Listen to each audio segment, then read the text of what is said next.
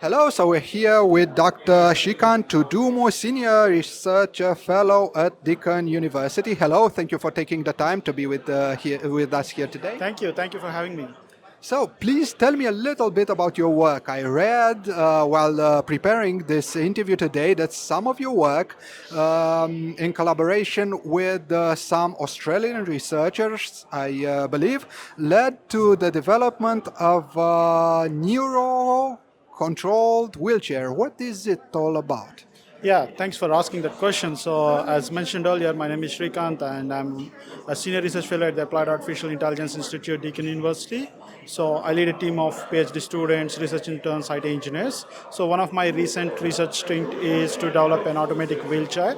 It's an industry collaboration, so with a company called Control Bionics and CSRO, the National Science Agency of Australia, have funded this project, and this project is basically for disabled people where they can't really touch the joystick and go from one place to another place. So what we did in this project is we created a digital twin of a wheelchair, and then the people who is sitting in a wheelchair can give instructions to go from one place to another place. They can actually select from one place to another place. If not, they can use a neural node sensor. The sensor is also from the Control Bionics previous research, and the wheelchair can take instructions from that particular sensor. Like if they wanted to, feel like they wanted to go to from one place to another place, they can easily send those instructions through that neurosensor, and the wheelchair will automatically go. However, there are certain challenges in this particular wheelchair. For example, if there is a turn like this from one place to another place, it cannot take really a sharp turn, right? So it needs to calculate, and there is a physics involved. So we solved that problem through AI, and we created that digital twin. We ran several experiments to understand the issues, and then we address them. And it is now will be available under National Disability Insurance Scheme in Australia. Okay, so it will hit the market soon. Yes. Yeah, if I'm not wrong, it should be already there. It's been a year. So, yeah. I think I've been told that TGA, Therapeutics Good Australia, has already approved it. Okay, so this is something you finished or almost finished, because probably you will go back and improve it if needed. I believe this is how science and technology works. Tell me a little bit about what you're developing right now. So right now, I'm an applied AI researcher. So I do ML and AI operationalization. And what do I mean by that is there is this fundamental research that's been happening, and there are these real world problems, whether they are business problems or society problems. But how do you take this fundamental research, AI research, and translate them to solve real world problems? There are certain challenges. So you cannot really take these algorithms that has been done on the papers and then just apply to solve real world problems. There's a scalability issue, and there are issues with data drifting, and there are issues with model drifting, which means that the models which you have deployed for a certain amount of data might not be suitable for large amounts of data.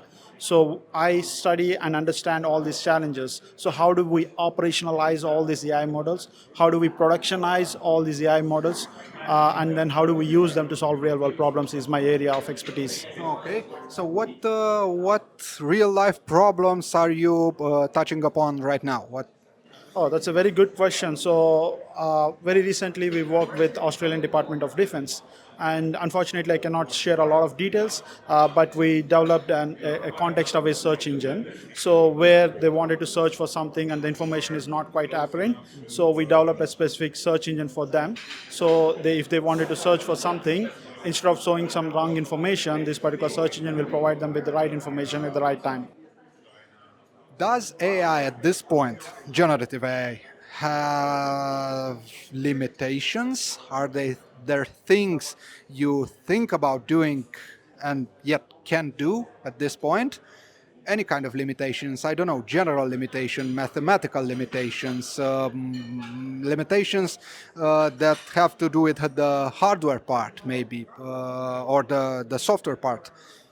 Oh, sure. There are lots of limitations, and the first thing that comes to my mind is data. It's always a data problem. Any AI algorithm is data hungry, and we almost don't have access to right data. When I say right data, it's not the amount of the data, it's the quality of the data, it's the diversified nature of the data. So, for example, one of the recent projects I also worked at Deakin University is the planogram compliance problem, where we walk into supermarket. It's also funded by say Sarvo through Innovation Connections grant, and we worked with industry, and they came up with a problem where they wanted to go to supermarket and they wanted to take a photograph, and this particular AI system needs to understand what are the products are on the shelf, whether they are in the right place or not, all that stuff, and they've been doing this manually, and it's very quite laborious.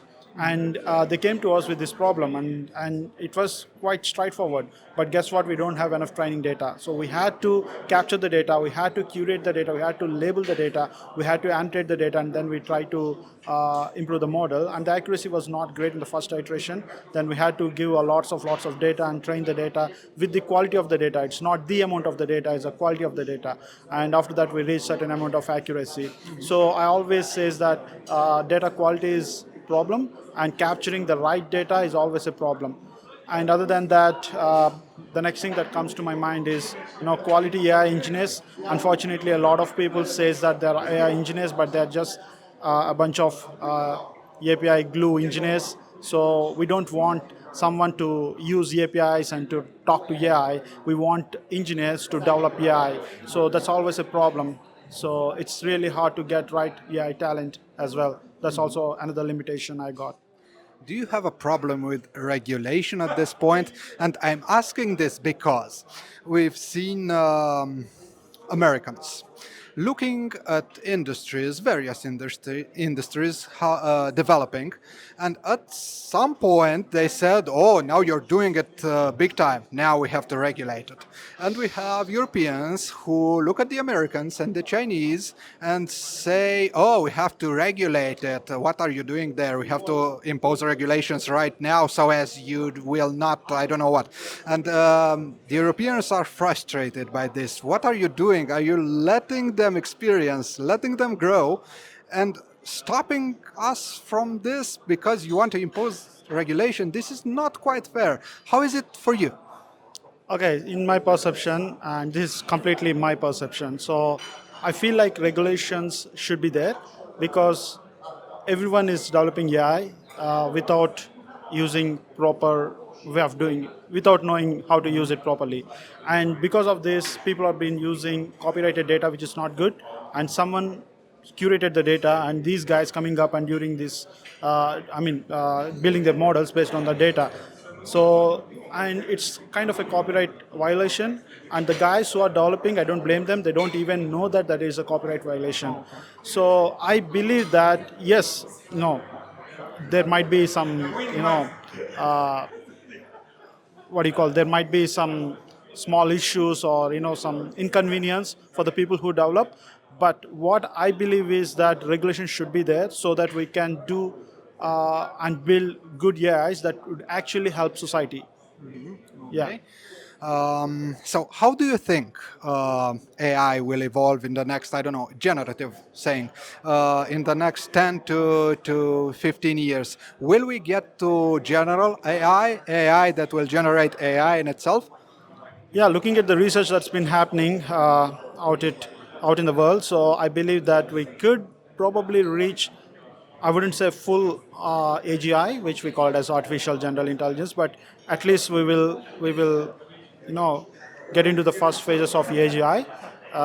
Very recently, I've been looking at a paper that's talking about Q-star learning and all that stuff. It's not a published paper, peer-reviewed paper, but it's available in archive. So the intuition I got after reading that paper and what's happening in the industry, I believe that there might be a possibility, but it also depends on the advancements in the hardware infrastructure. So we need to have more training power. So if we were to get to the stage where we can have more training power, more computational power, there might be a chance that we could reach at least the first phase of artificial general intelligence.